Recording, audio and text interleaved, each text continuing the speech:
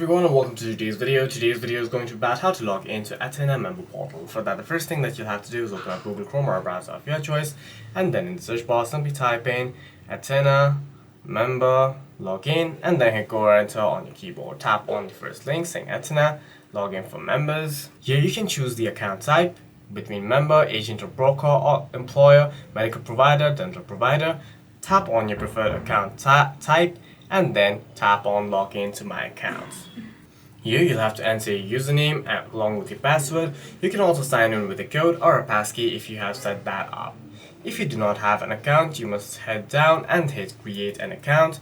Here you must find your plan, select your type of plan if you're an employer or school, a Medicare or affordable care. Choose the options, hit continue and follow the rest of the on-screen instructions to create your account. After you've created your account, you can head over to log in and log into your account. For any further questions, please feel free to leave a comment down below.